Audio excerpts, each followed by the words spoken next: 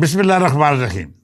ਸੱਜਣੋ ਤੇ ਮਿੱਤਰੋ, ਦੇਸ਼ ਪੰਜਾਬ ਦੀ ਧਰਤੀ ਆਪਣੇ ਰੰਗਾਂ, ਰੀਤਾਂ ਅਤੇ ਰਿਵਾਜਾਂ ਭਾਰੋਂ ਦੁਨੀਆ ਭਰ ਵਿੱਚ ਵੱਖਰੀ ਪਹਿਚਾਣ ਰੱਖਦੀ ਹੈ। ਇਸ ਧਰਤੀ ਦਾ ਹਰ ਰੂਪ ਸੋਹਣਾ ਅਤੇ ਖੁਸ਼ੀਆਂ ਭਰਿਆ ਹੈ। ਇਹ ਚੂੰਕਿ ਦੁਨੀਆ ਉੱਤੇ ਜੰਨਤ ਦੀ ਮਿਸਾਲ ਹੈ, ਇੱਥੇ ਕੁਦਰਤ ਦਾ ਹਰ ਰੰਗ ਵਿਖਾਈ ਦਿੰਦਾ ਹੈ। ਇਸ ਕਰਕੇ ਇੱਥੋਂ ਦੇ ਤਿਉਹਾਰ ਅਤੇ ਰੀਤ ਰਿਵਾਜਾਂ ਉੱਤੇ ਫਿਰਤ ਦਾ ਬੜਾ ਗੂੜਾ ਅਸਰ ਹੈ। ਸਾਡੇ ਬੇਸ਼ਤਰ ਤਿਉਹਾਰ ਕੁਦਰਤ ਦੇ ਬਖਸ਼ੇ ਹੋਏ ਰੰਗਾਂ ਨਾਲ ਜੁੜੇ ਹੋਏ ਨੇ। ਮੌਸਮ ਬਦਲੇ ਜਾਂ ਫਿਰ ਕਿਸੇ ਫਸਲ ਦੀ ਬਿਜਾਈ ਜਾਂ ਕਟਾਈ ਦਾ ਵੇਲਾ ਹੋਵੇ ਅਤੇ ਅਸੀਂ ਆਪਣੇ ਤਿਉਹਾਰਾਂ ਰਾਹੀਂ ਖੁਸ਼ੀਆਂ ਦਾ ਇਜ਼ਹਾਰ ਕਰਦੇ ਹਾਂ। ਇਹਨਾਂ ਖੁਸ਼ੀਆਂ ਵਿੱਚ ਪੂਰਾ ਸਮਾਜ ਰਲਤ ਕਰਦਾ ਹੈ। ਕੋਈ ਊਚ ਨੀਚ, ਰੰਗ, ਨਸਲ ਜਾਂ ਫਿਰ ਜ਼ਾਤ ਬਰਾਦਰੀ ਦਾ ਫਰਕ ਨਹੀਂ ਰੱਖਿਆ ਜਾਂਦਾ। ਕੋਈ ਮਾੜਾ ਹੈ ਜਾਂ ਤਗੜਾ, ਸਭ ਲੋਕ ਇਹਨਾਂ ਤਿਉਹਾਰਾਂ ਅਤੇ ਰਿਵਾਜਾਂ ਵਿੱਚ ਭਰਵੀਂ ਰਲਤ ਕਰਦੇ ਨੇ। ਅੱਜ ਮੈਂ ਉਸ ਤਿਉਹਾਰ ਦੇ ਹਵਾਲੇ ਨਾਲ ਗੱਲ ਕਰਾਂਗਾ ਜਿਹੜਾ ਸਾਡੇ ਉਸ ਮੌਸਮ ਦਾ ਤਿਉਹਾਰ ਹੈ ਜਿਹੜਾ ਫੁੱਲਾਂ ਅਤੇ ਖੁਸ਼ਬੂਆਂ ਦਾ ਸੁਨੇਹਾ ਲੈ ਕੇ ਆਉਂਦਾ ਹੈ। ਮਤਲਬ ਖਜ਼ਾਨ ਦੇ ਜਾਣ ਦੀ ਖੁਸ਼ੀ ਅਤੇ ਬਹਾਰ ਦੇ ਆਉਣ ਦਾ ਸੁਨੇਹਾ। ਇਹ ਤਿਉਹਾਰ ਬਸੰਤ ਦਾ ਤਿਉਹਾਰ ਹੈ ਜਿਹੜਾ ਹਜ਼ਾਰਾਂ ਵਰ੍ਹੇ ਤੋਂ ਸਾਡੀ ਧਰਤੀ ਦੇ ਵਸਨੀਕ ਮਨਾਉਂਦੇ ਆ ਰਹੇ ਨੇ। ਇਹ ਖੁਸ਼ੀ ਮਨਾਉਣ ਦੇ ਰੂਪ ਵੱਖਰੇ ਨੇ ਪਰ ਮੁਹੱਬਤਾਂ ਇੱਕੋ ਜਿਹੀਆਂ ਨੇ। ਮੈਂ ਜਦੋਂ ਦੀ ਹੋਸ਼ ਸੰਭਾਲੀ ਹੈ ਇਸ ਤਿਉਹਾਰ ਨੂੰ ਬਸੰਤ ਦੇ ਰੂਪ ਵਿੱਚ ਵੇਖਦਾ ਆਇਆ ਹਾਂ। ਸਾਡੇ ਕੋਲ ਵੱਡੇ ਇਹ ਵੀ ਆਖਦੇ ਸਨ ਕਿ ਹਿੰਦੂਆਂ ਦਾ ਤਿਉਹਾਰ ਹੈ।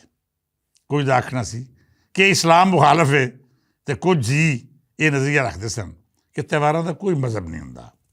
ਨਾ ਤਾਂ ਖੁਸ਼ੀਆਂ ਹਿੰਦੂਆਂ ਦੀਆਂ ਨੇ ਅਤੇ ਨਾ ਹੀ ਕਿਸੇ ਦੁੱਖ ਨੂੰ ਮਸੀਹੀ ਜਾਂ ਸਿੱਖ ਆਖਿਆ ਜਾ ਸਕਦਾ ਹੈ।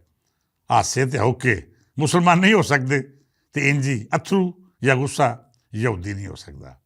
ਇਹ ਉਹ ਜਜ਼ਬੇ ਨੇ ਜਿਹੜੇ ਇਨਸਾਨਾਂ ਨਾਲ ਜੁੜੇ ਹੋਏ ਨੇ। ਇਨਸਾਨ ਹੀ ਸਮਾਜ ਤਸ਼ਕੀਲ ਦਿੰਦੇ ਨੇ ਅਤੇ ਫਿਰ ਰਸਮੋ ਰਿਵਾਜ ਤਰਤੀਬ ਪਾਉਂਦੇ ਨੇ। ਮੈਂ ਆਪਣੇ ਬਚਪਨ ਵਿੱਚ ਵਾਲੀਬਾਲ, ਫੁੱਟਬਾਲ ਅਤੇ ਮਾੜੀ ਮੋਟੀ ਕ੍ਰਿਕਟ ਵੀ ਖੇਡੀ। ਇਹਨਾਂ ਖੇਡਾਂ ਨੂੰ ਕਦੀ ਵੀ ਕਿਸੇ ਨੇ ਮਜ਼ਹਬ ਨਾਲ ਨਹੀਂ ਸੀ ਜੋੜਿਆ। ਤੁਸੀਂ ਵੇਖੋ ਅੱਜ ਵੀ ਕੋਈ ਇਹ ਨਹੀਂ ਆਖਦਾ ਕਿ ਕ੍ਰਿਕਟ ਅੰਗਰੇਜ਼ ਲੈ ਕੇ ਆਇਆ, ਇਸ ਕਰਕੇ ਇਹ ਈਸਾਈਆਂ ਦਾ ਖੇਡ ਹੈ। ਵਾਲੀਬਾਲ ਨੂੰ ਵੀ ਕਿਸੇ ਮਜ਼ਹਬ ਦਾ ਰੂਪ ਨਹੀਂ ਦਿੱਤਾ ਜਾਂਦਾ।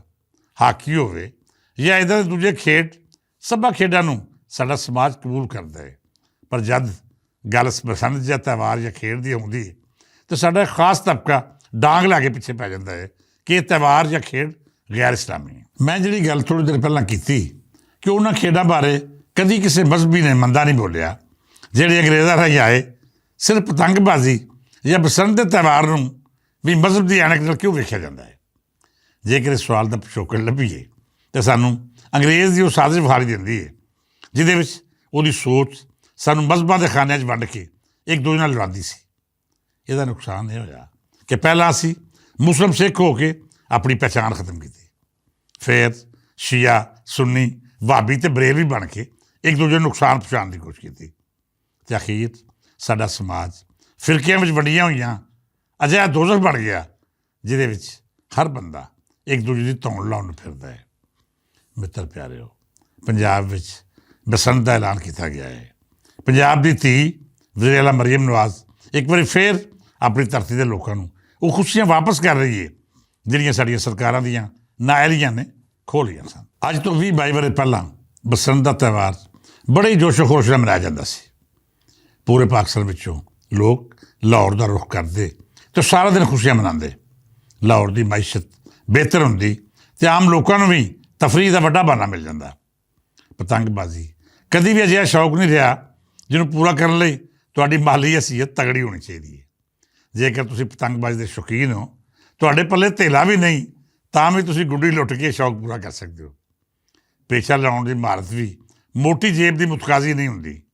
ਜੇ ਤੁਹਾਨੂੰ ਪਤੰਗ ਉਡਾਉਣ ਅਤੇ ਪੇਸ਼ਾ ਲਾਉਣ ਦਾ ਹੁਨਰ ਆਉਂਦਾ ਹੈ ਤਾਂ ਫਿਰ ਤੁਸੀਂ ਮਾੜੇ ਘਰ ਦੀ ਛੱਤ ਉੱਤੇ ਚੜ੍ਹ ਕੇ ਵੀ ਸ਼ਰੀਕਾਂ ਨੂੰ ਮੁਸੀਬਤ ਪਾ ਸਕਦੇ ਹੋ।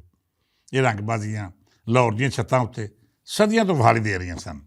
ਖੁਸ਼ੀਆਂ ਦਾ ਇਹ ਤਿਉਹਾਰ ਭਰਪੂਰ ਅੰਦਾਜ਼ ਨਾਲ ਜਾਰੀ ਸੀ ਕਿ ਫਿਰ ਕਿਸੇ ਬਦਬਖਤ ਨੇ ਇਸ ਤਿਉਹਾਰ ਵਿੱਚ ਅਜਿਹਾ ਜ਼ਹਿਰ ਘੋਲਿਆ ਕਿ ਮੌਤ ਦਾ ਖੇਡ ਬਣ ਕੇ ਰਹਿ ਗਿਆ। ਕੈਮੀਕਲ ਡੋਰ ਯਾਦ ਹੋਈ।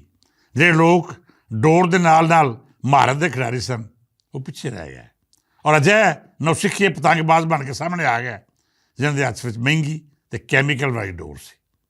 ਇੱਕ ਪਾਸੇ ਕੈਮੀਕਲ ਡੋਰ ਨੇ ਮੋਟਰਸਾਈਕਲ ਸਵਾਰਾਂ ਨੂੰ ਮੌਤ ਦੇ ਮੂਹਰੇ ਲਿਆ ਖਿਲਾਰਿਆ ਅਤੇ ਦੂਜੇ ਬੰਨੇ ਇਹ ਖੇਡ ਬੇਈਮਾਨੀ ਦਾ ਰੂਪ ਧਾਰ ਗਈ। ਜਿਹੜੇ ਖਾਨਦਾਨੀ ਪਤੰਗਬਾਜ਼ ਸਨ ਉਹਨਾਂ ਨੇ ਕੈਮੀਕਲ ਡੋਰ ਤੇ ਇਹਦੇ ਬਣਾਉਣ ਵਾਲੇ ਦੇ ਖਿਲਾਫ ਆਵਾਜ਼ ਚੁੱਕੀ।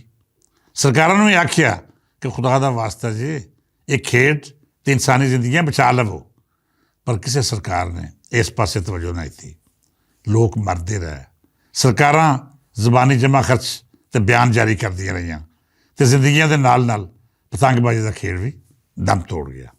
ਅਖੀਰ ਸਰਕਾਰਾਂ ਨੇ ਪਤੰਗਬਾਜ਼ੀ ਉੱਤੇ ਪਾਬੰਦੀ ਲਾ ਕੇ ਅਜਿਹਾ ਰਾਹ ਲੱਭਿਆ ਜਿਹੜਾ ਇੰਤਜ਼ਾਮੀਆ ਦੀ ਨਾਕਾਮੀ ਦਾ ਇਤਰਾਫ ਸੀ। ਇਹਦੇ ਬਾਵਜੂਦ ਪਤੰਗਬਾਜ਼ ਨਹੀਂ ਰੁਕੇ।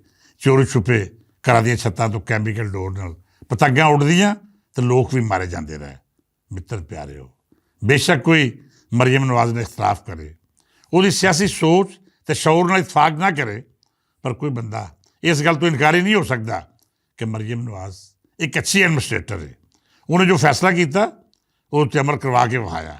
ਬਸੰਤ ਦੇ ਹਵਾਲੇ ਨਾਲ ਵੀ ਪੰਜਾਬ ਸਰਕਾਰ ਨੇ ਜਿਹੜਾ ਹੁਕਮਨਾਮਾ ਜਾਰੀ ਕੀਤਾ ਹੈ, ਹਾਲੇ ਤੱਕ ਉਹ 'ਤੇ ਮੁਕੰਮਲ ਤੌਰ 'ਤੇ ਅਮਲ ਦਰਾਮਦ ਹੁੰਦਾ ਵਿਖਾਈ ਦੇ ਰਿਹਾ ਹੈ।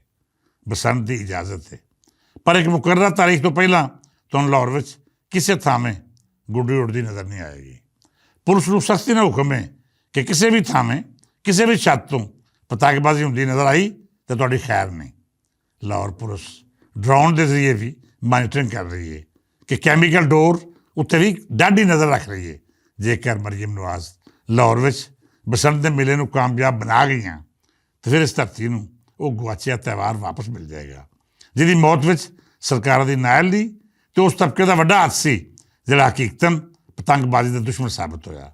ਫਿਲਹਾਲ ਜੋ ਵਿਖਾਈ ਦੇ ਰਿਹਾ ਹੈ ਉਹਦੇ ਵਿੱਚ ਮੈਨੂੰ ਮਰੀਮ ਸਰਕਾਰ ਦੀ ਕਾਮਯਾਬੀ ਦੇ ਇਮਕਾਨਾਤ 90% ਤੋਂ ਵੱਧ ਨਜ਼ਰ ਆ ਰਹੇ ਨੇ।